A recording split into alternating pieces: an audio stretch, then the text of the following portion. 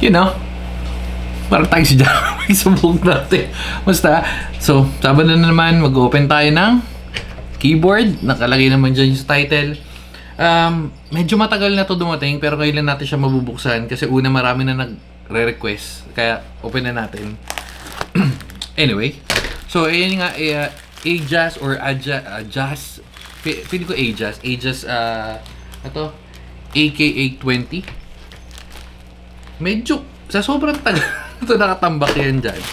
Medyo madumi na siya, no? So, wait lang.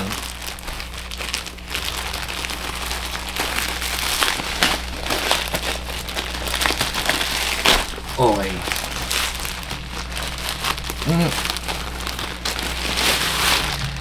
Yun. So, mali-alikabok ka pa, pero open natin to.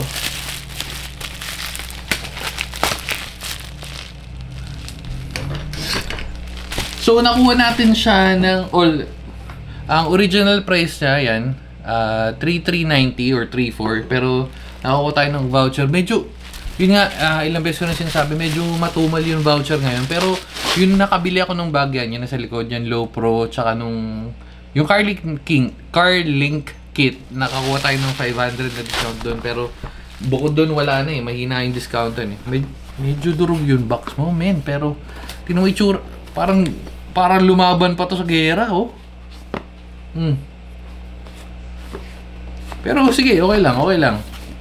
Actually, hindi siya okay, pero sige, goods na. Yun pala, yung nagsisearch ako nito before, kasi meron nga yung Ajas na sabihin natin, di ko alam, kanya-kanyang banggit na lang tayo, pero meron kasi AK820, AK820 Pro. So feeling ko mukhang parehas lang yun kasi halos lahat na na-search ko pare-parehas lang naman. Pero yan, nakalagay naman Ajas AK820 Pro. Yun lang. SKL. Share ko lang. Ano nangyari sa box na to? Grabe naman to. At least buo yung buo yung keyboard. Wala naman, may mga onting scratches, pero so ito na naman yung hindi ko gagawin ko na ng video yun sa ganito. Kasi quick recap lang, yung mga ganito is para mas madali daw, lalo na yung mga switches na medyo mahirap tanggalin. So anyway, gawin natin yan. So yung keyboard, separate muna natin, hiwalay muna natin yan dyan. Yung classic na USB-A, USB-C. Okay, wala siyang extra keycaps or switches, pero ayos lang. Okay, yung manual niya, actually mas okay yung mga ganito. Hindi siya ganun kalaki, hindi siya takaw space, pero feeling ko mas magastos siya i-produce kasi medyo diba, ilang papel yung puputol-putulin mo, tapos stapler pa. Anyway, so yan. Kung may naririnig kayo mga nagkakalkal or mga bell, naglalaro kasi yung mga butso ko ngayon. So anyway. Okay, so testing na natin. Ano na tayo kaagad sa keyboard? Oops.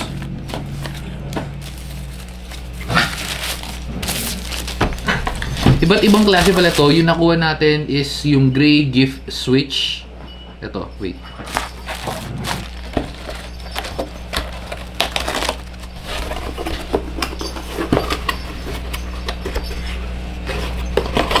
Grabe nung nangyari dito sa box, no? Pero at least buo yung loob.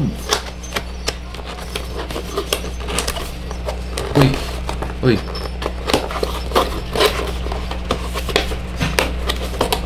Ang hirap tuloy isara. So, ito nga. Before tayo magpunta sa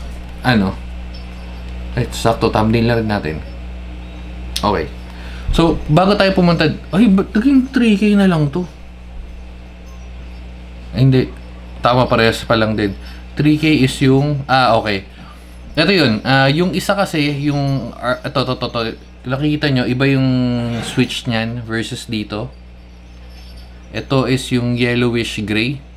Ito is yellow gray gift. So, di ko sure kung anong pinagkaiba nun, pero, yan. Yung yung medyo mas mataas-taas sa presyo yung kinuha natin. Pero feeling ko, magpapalit ka rin naman ng switch, pero tingnan muna natin. Mabilisan lang. Taas, syempre, lagi nandyan, upper right. Actually, hindi right. Medyo bandang gitna, oh. So, bandang gitna. Pero, yung mga gantong cutouts, hindi nila masyado nalakihan. So, medyo mabibit. Kailangan yung manipis lang talaga yung USB-C cable mo. Gilid, baba. So, may tatak ka ng adjust or adjust, kung ano man. And then, likod. Oh, medyo kakaiba tong ganito. Parang ngayon lang ako nakakita ng pinaghiwalay nila to. So, matigas. Hindi naman matigas na sobra, sakto lang. Kasi usually pag nag-produce sila ng ganito, mass produce to. So, pag isa ganun, halos karamihan. Anyway, yan. Okay. Well, okay lang naman. Hindi naman siya ganun kakunat, pero kaso, yung sticker niya medyo lagpas. Not a big deal, pero parang hindi masyado hindi masyado naayos yung quality. So, meron ka ng toggle dito, Windows and Mac. Lagi ko sinasabi, mas prefer ko yung ganito kasi hindi ka na, lalo na kung, so, like, yung 5 keyboard mo, hindi mo natatandaan yung keyboard combinations, lalo na kung more than that, diba? Tapos yung Bluetooth, yung USB, and then 2.4. USB, ayan yung pinaka-off. So, punta na tayo dito. Well, una-una mayroong toggle. Yung keycaps, sakto lang. Siguro hindi ko lang masyado trip yung color combination niya. Other than that, okay na ako. Parang hindi ganun ka okay yung quality niya. Parang plastic, plastic siya, pero parang hindi ko masyado trip. Anyway, so check natin. Sound check tayo. Bawi naman sa soundcheck. Ang ganda.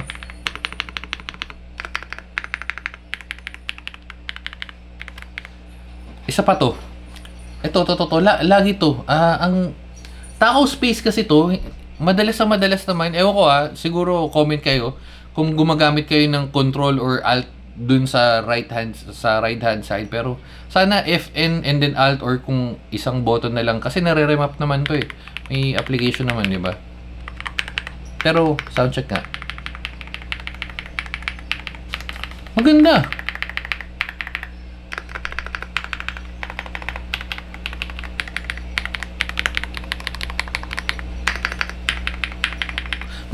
Maganda yung quality.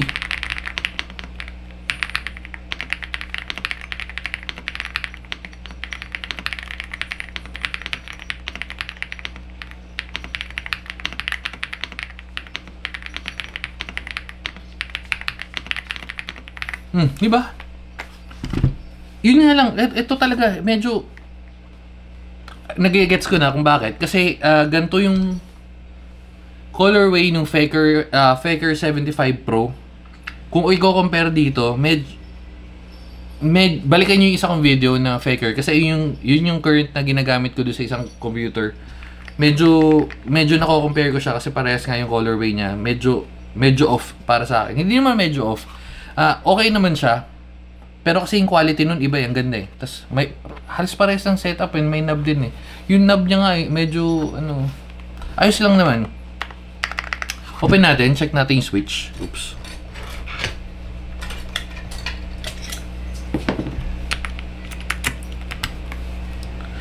Okay, ito yung yellow GIF.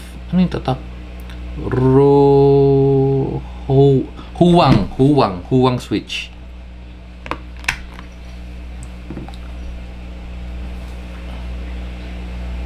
Syempre, hindi masyado makikita dahil mailaw. Pero yan, huwang switch. Ayun yung switch. Sound check.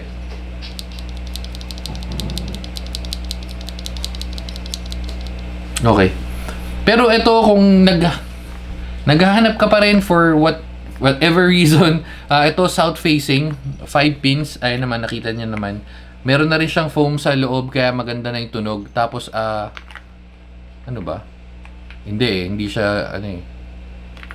Hindi, ano eh, plastic yung ito, to. Pero manipis yung foam niya sa loob ah.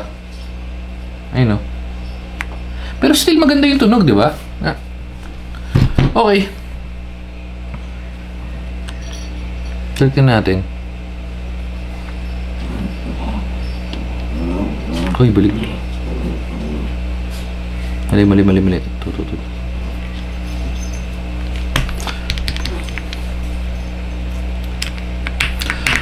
Okay.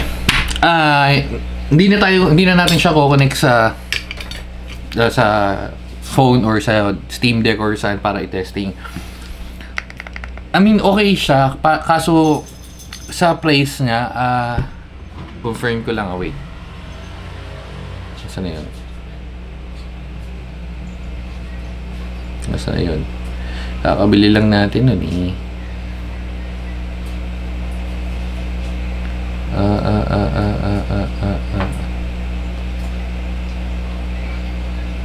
Ito oh.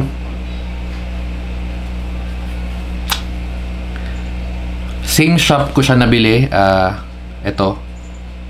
Sabihin na natin yung Thunder Black. Ito pa pala, kaya ako nako-compare din. Medyo mas mahal siya ng onti, 3.7. Pero syempre may voucher ka naman makukuha. Pero kasi swabe to eh, mas swabe to ah. Para sa akin ah. So siguro kung hindi mo kaya mag-shell out, hindi mo kaya. I mean, kung ayun lang yung budget mo for now at gusto mo na bumili ng keyboard. May layout pa pala, layout. Ito kasi may extra na delete, pero open natin. Hindi na ako masyado naengganyo sa mga gantong LED screen na to. Dati nung nauso yung kasagsagan na lang to, pero ngayon hindi na masyado Ajas. Syempre pwede mo palitan yan, pero kasi hindi mo mapapansin ito masyado eh. Ewan ko para sa akin. Ayun, so nasa Bluetooth 1 siya. Pero maganda naman yung ilaw niya. Halos lahat naman ganito magiging maganda yung display, yung ilaw, yung LED. Kasi lumagpas ka na doon sa budget. Well, nasa budget range pa rin siya, pero nasa around 3K na siya eh. 'Di ba? So, sinasabi ko nga, kung nasa less than 1,000 ka, kung gusto mo ng medyo mas maganda, at least around 2,000. Pero kung ito, yun nga, off na natin. Pinakamalapit na comparison ko para dito is yung Aula. Na pwede natin i-compare, pero separate video na lang. And yung parang mas higher quality nila, which is yung Faker. So, yun nga, going back sa sinasabi ko, kung ang budget mo lang naka-restrain sa around less than 3K, pasok na pasok to. Pero kung medyo kaya mo mag-add ng 200, 300, or maybe 400, mas suggested ko yung Aula. So, still kanya-kanya, pero kasi kung may kailangan ng extra keys, tulad na nasabi ko kanina, at medyo trip mo talaga yung LED, go for Asus. Pero other than that, Aula pa rin ako. So, yun lang, dito na natin tatapusin. Medyo mapapahaba lang tayo kasi hindi ko talaga trip to eh. Ito ba't kasi tatlo tong ganito, pwede naman dalawa para at least, diba, ito na lang oh. Pwede naman ganito eh, kasi taco space. Una, siguro aesthetics, pero kanya-kanyang design. Siguro pag naging nagde-design na ako ng keyboard. Pero yun, dito na natin tatapusin. So again, Asus. So, huwag kayo malilito, yung AK820 at AK820 is malamang sa malamang parehas lang. Walang nakalagay dito. Ayun, ito pero pala. AK820 Pro, pero kasi wala ka naman makikitang AK820 lang, so malamang parehas lang yun. Depende sa shop na pagbibilan mo. Or baka nagkakaiba lang sila dun sa switch. Baka kasi is yung AK lang, AK820, parang yung sinasabi nila na hindi tri-mode, which is wired lang. Pero yung nakita ko halos na sa 3K lahat yung price range, so malamang tri-mode yun. So yan, another matatambok na naman sa likod natin, hindi mo makikita yan. Okay, so yun lang, sige na, dito na natin tatapusin. Bye bye and babu.